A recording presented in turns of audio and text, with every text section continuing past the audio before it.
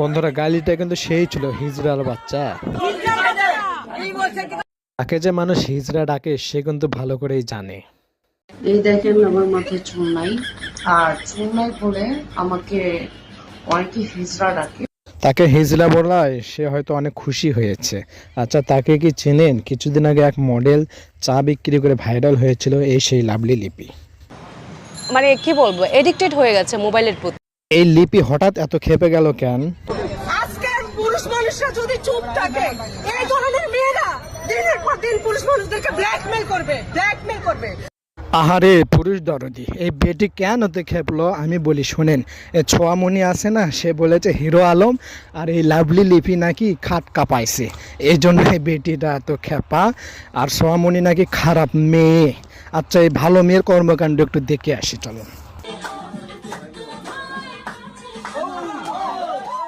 দেখলেন তো ভালো মেয়ের কর্মকাণ্ড। এই বেডির দাবি সোহামণি নাকি একাই হিরো আলমের সঙ্গে বুক ডলে।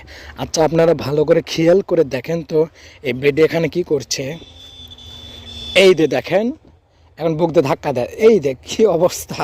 হ্যাঁ, ভালো মেয়ে দেখলেন তো। আচ্ছা, মানুষ যে বলে এই বেডি নাকি হিজড়া, আচ্ছা আপনাদের কি মনে হয় একটু দেখেন তো।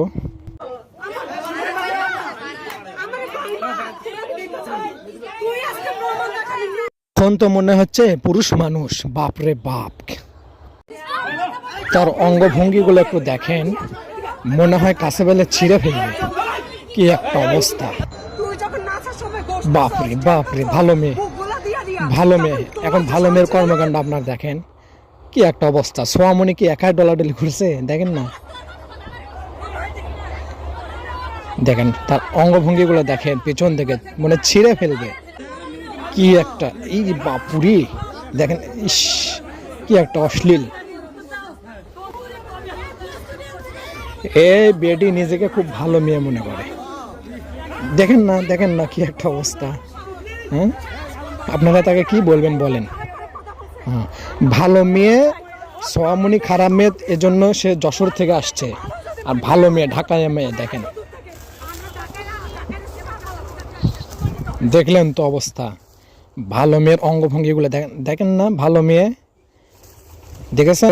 আমি বরাবরই বলে আসছি, এই হিরো আলমের কাছে আসা মেয়েগুলো সবগুলোই থার্ড ক্লাসের মেয়ে, একটারেও আপনারা কেউ ভালো মনে করবেন না।